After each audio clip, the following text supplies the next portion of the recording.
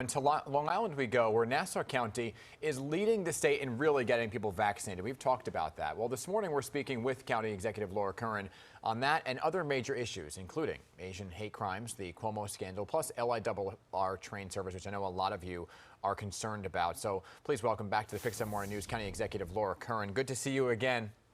Hi, Dan. How are you? Doing well, thank you. So I want to begin on a serious note here. I'm sure you heard the overnight developments, those attacks down in Atlanta.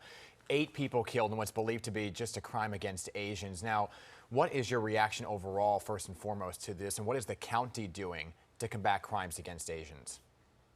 It's just terrible to wake up to this news this morning. And I know they're investigating to see if it's a race-based crime, but whatever it is, it's just awful.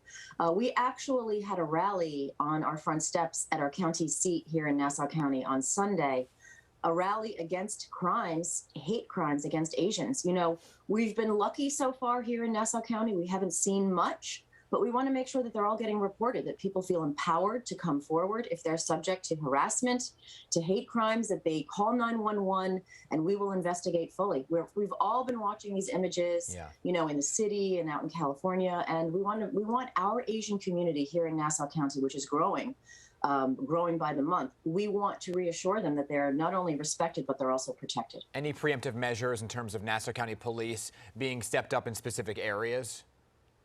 Well, at this point, we don't have any credible threats, and we haven't had any incidents in a very long time. But I am concerned about the ones that go unreported. Right. So our big message right now is to empower people with information. Don't be afraid. Step forward if you have information or if you've been subject to this sort of violence or harassment yourself. Good advice there. And one of the big issues facing New York State right now, of course, is what's happening in Albany, the sexual harassment allegations facing Governor Cuomo. First and foremost, Ms. Curran, where do you stand on this issue? Well, when the allegations first happened, when they first came to light, I came forward immediately and said there needs to be a full investigation. I think we can trust the Attorney General to do a thorough and independent investigation. We know that the Assembly is in impeachment talks right now. And I think it's really important for these women's voices to be heard and for their allegations to be heard respectfully and taken very, very seriously. And I think in those two investigations, that will happen. There are a lot of talks and words being thrown around, like impeachment in the Assembly. There's also talks of resignation. Do you think the governor should resign? So I really think it's important to investigate fully. I think, you know, if that doesn't happen, if somehow things change so quickly that these allegations become less serious, they're not taken as seriously, I actually think you'll have more meaningful change through thorough investigation than through any sort of abrupt decisions. So, you know, there are also these reports that came out about county executives receiving calls from the state vaccination czar, Larry Schwartz, to assess loyalty to Governor Cuomo. Did you receive such a call?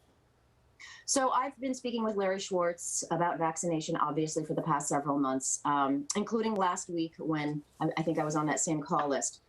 Never in that conversation was anything linked towards vaccine allocation. But I can only speak from my own experience. I can't speak for other county executives. Well, are you aware then? I'm sure you speak to other county executives, maybe Mr. Ballone, since he's your Suffolk County counterpart there. Have you spoken to any of them about this, and have you heard about these kinds of allegations? Yes, I have. I've heard about it. And as I said, you know, I can talk about my own experience, but you know, I can't talk about other people's experience. Those were confidential conversations. Understood. And there's also been this talk, besides the sexual harassment, about pressure or bullying out of the governor's office. Do you yourself, since you work so closely with the governor's office, especially because of vaccines and what's going on with coronavirus, did you ever feel pressured or bullied by the governor or any of his colleagues? Well, we know that we have to follow the state guidelines, and actually throughout this pandemic, I have been pushing and advocating for safe reopening of our businesses. I think our business owners have proven that they can be trustworthy. We're really not seeing much spread within restaurants, within bowling alleys, and those kinds of, within gyms. So I am pushing, you know, I pushed for restaurants to be able to stay open till midnight. We got till 11. That's good. I think it should be until midnight at least. I think that we can trust our business owners. We can trust our schools to make the right decisions for themselves. Yeah. And I think, you know, local government, we have wonderful departments of health. We're very good at doing these vaccination distributions. And I think that we can be trusted with a lot of that. Yeah, I'm sorry if I wasn't clear in the question there, but I just wanted to be set the record straight here. Did you ever feel bullied or pressured by the governor on any issue, pandemic or pre-pandemic, or any of his colleagues? You know, I have a pretty strong personality. I'm not easily intimidated, and I will push back if I feel like I'm being intimidated or bullied. But so did you ever feel that way? I did not. I have not felt that way personally, no. Okay. But it takes a lot for me to feel that way. Understood. And I also want to talk about what's happening in Nassau County. You just were alluding to some things with the small business there. A lot of success to come out of the county, right? 30% of your population now vaccinated. So what is the key to success here? And are you finding that more and more people are able to get those vaccine appointments? I know there was some trouble overall, not just in Nassau County in the very beginning. Yeah, we're still not at the point where supply and demand are the same. Supply is still a little under demand at the moment. We're expecting that to change in the coming weeks. We've been able to vaccinate close to 30% of our population, more than a third of grown-ups, of adults. Our Department of Health is running 3 vaccination sites. We're going to be opening a 4th at the Nassau Coliseum in the coming days. And we're also getting the word out about where you can do it. We have a website. It's a clearinghouse of all the different locations in the county, whether they're county-run, hospital-run, pharmacy-run, whatever, where people can make appointments with links to everything. What is so the we website? have a robust. What is the website? Yes, it's a mouthful. It's nassaucountiny.gov/vaccine. Okay. Well, I'll make sure we'll put it up on the website because it is a mouthful. It is a mouthful, yeah. By the time you get your pen.